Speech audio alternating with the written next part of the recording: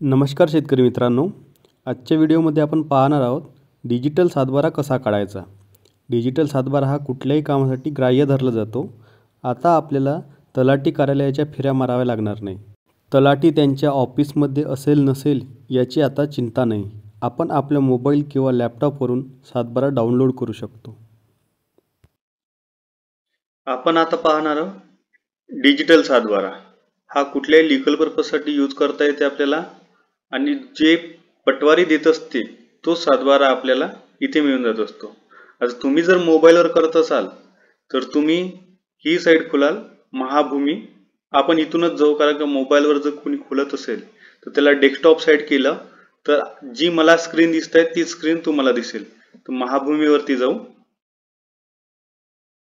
इथे तुम्हाला असा इंटरफेस दिसेल. इथे जाणार आपण डिजिटली साइन सातबारा.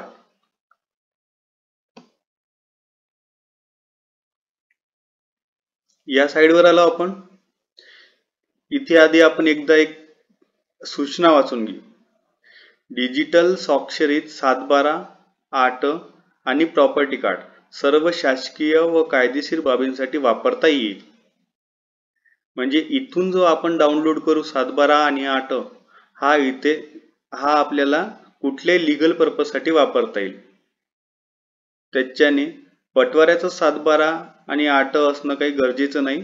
त्यांची स्वाक्षरी जरी नसली तरी आपण डिजिटल सातबारा आणि आटाचा वापर करून आपण आपलं काम करू शकतो. आता दोन प्रकारे इथे लॉग इन करता येईल आपल्याला सातबारा आणि आट डाउनलोड करण्यासाठी, रेग्युलर लॉग इन आणि ओटीपी बेस लॉग इन. तर आपण ओटीपी बेस लॉग इन करूया. रेग्युलर लॉग इन सुद्धा करता येते. आपण इथे न्यू युजर रजिस्ट्रेशन मध्ये जाऊन रजिस्ट्रेशन करू शकतो, पण सोपं जे आहे ते पाहू आपण ओटीपी बेस लॉग इन. इथे आपण आपला मोबाईल नंबर टाकूया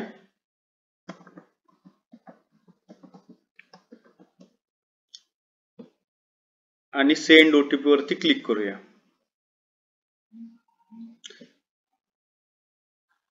ओटीपी आपल्या मोबाईल वरती आलेला आहे.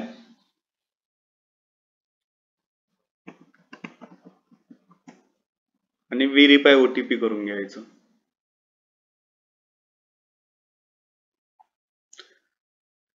इथे आपल्याला सातबारा, आट, ई फेरफार, प्रॉपर्टी कार्ड हे आपल्याला डाउनलोड करता येते. तर आपण आता सातबारा डाउनलोड करूया. सातबारा आट डाउनलोड करण्याची प्रोसेस एकच आहे, त्यामध्ये काहीच असा फरक नाही.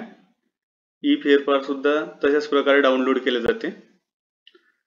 तर आपण सातबारा डाउनलोड करूया. इथे जिल्हा निवडायचा.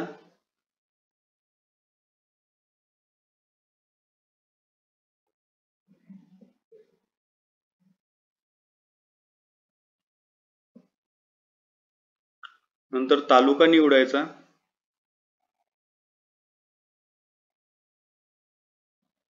गाव निवडायचं आणि अंकित सातबारावरती टिक ठेवायचं. अंकित आणि अक्षरी दोन प्रकारे असतात, तर आपण अंकित सातबाऱ्यावरती टिक ठेवायचं. इथे आपला गट नंबर टाकून द्यायचा. इथे नंतर गट नंबर नंतर जर तुमच्या गट नंबर मध्ये दोन भाग असतील तर ते दोन भाग दाखवतील. तर आपल्या याच्यात दोन भाग आहेत, दोन भाग दाखवतील. आता आपण पाहू शकतो पीक पाहणी केलेल्या शेवटच्या 3 वर्षाचा डाटा आपल्या सातबारावरती कशा प्रकारे पाहिजे. पिकाची नोंद, पीक पाहणी केलेल्या शेवटच्या 3 वर्षाचा डाटा पाहिजे, किंवा पीक पाहणी केलेल्या फक्त शेवटच्या वर्षाचा डाटा पाहिजे, किंवा पीक पाहणी ऑनलाईन ला आल्यापासून सर्व वर्षाचा डाटा पाहिजे. आपण शेवटल्या वर्षाचा डाटा घेऊ शकतो किंवा 3 वर्षाचा घेऊ शकतो.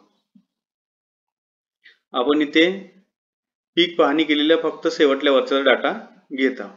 तर आता आपल्याला इथे पेमेंट करावं लागतं.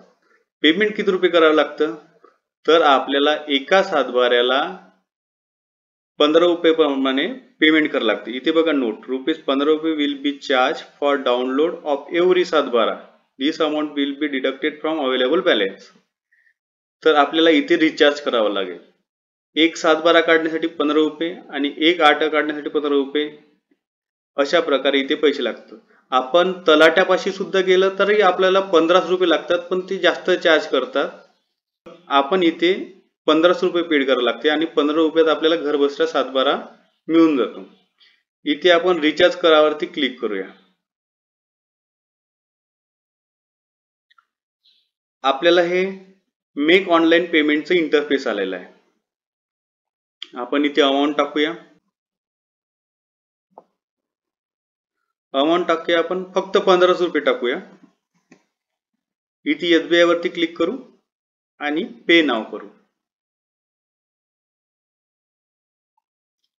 इथे हा जो चेकबॉक्स दिसते इथे क्लिक करायचं, आय ऍक्सेप्ट रिफंड पॉलिसी आणि कन्फर्म करू. आता इथे तुम्हाला कशा पद्धतीने पेमेंट करायचं आहे तर ते विचारेल. तुम्ही डेबिट कार्ड, क्रेडिट कार्ड वापरू शकता, SBI कॉर्पोरेट क्रेडिट कार्ड वापरू शकता, इंटरनेट बँकिंग सुद्धा करू शकता, किंवा तुम्ही जे नेहमी करता UPI ने पेमेंट, फोन पे, गुगल पे, भीम, व्हॉट्सअप पे, तर त्याने सुद्धा करू शकतो. तर आपण आता UPI ने पेमेंट करू. इथे UPI वरती टिक केलं. UPI मध्ये 2 प्रकार असतात. तुम्ही UPI ID वापरू शकता किंवा QR कोडचा वापर करू शकता. तुम्हाला जे सुटेबल वाटलं ते करायचं. तर आपण आता QR कोडचा वापर करू. UPI QR वर क्लिक करू आणि इथे पे नाव वरती क्लिक करू. आता आपण हा जो QR कोड आहे तो स्कॅन करून घ्यायचा आणि पेमेंट करून घ्यायचं.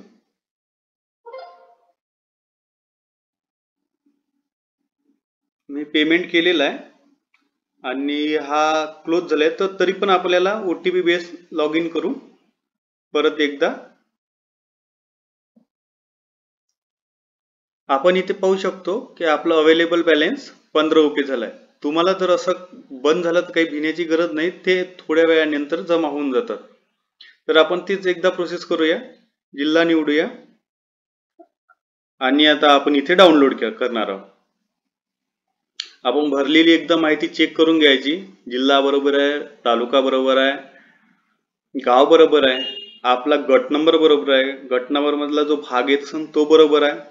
आपल्याला 3 वर्षाचा डाटा पाहिजे की 1 वर्षाचा पाहिजे तो आधीच ठरवून घ्यायचा आणि आपण जे पेमेंट आहे ते पेमेंट करून ठेवायचं. आता आपण इथे डाउनलोड करू.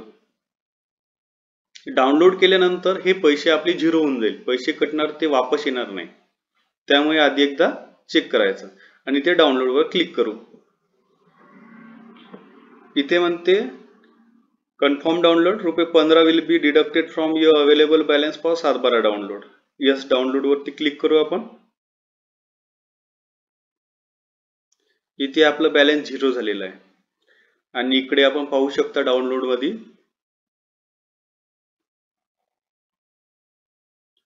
हा आपला 7/12 ओपन झालेला आहे आणि डाउनलोड झालेला आहे. इथे आपण पाहू शकतो हे डिजिटल साइन आहे. हा 7/12 कुठेही ऍक्सेप्ट केला जातो. इथे आपल्याला पटवाऱ्याच्या ऑफिस मध्ये जाण्याची गरज नाही. तुम्ही इथली माहिती चेक करून घ्याल एकदा. अशा प्रकारे आपल्याला घर बसल्या 7/12, 8, फेरफार, प्रॉपर्टी कार्ड सुद्धा डाउनलोड करता येते आणि हा आपण कुठल्याही लीगल यूज साठी वापरू शकतो. जर तुम्हाला हा व्हिडिओ आवडला तर चॅनलला सबस्क्राईब करा आणि लाईक करा. धन्यवाद.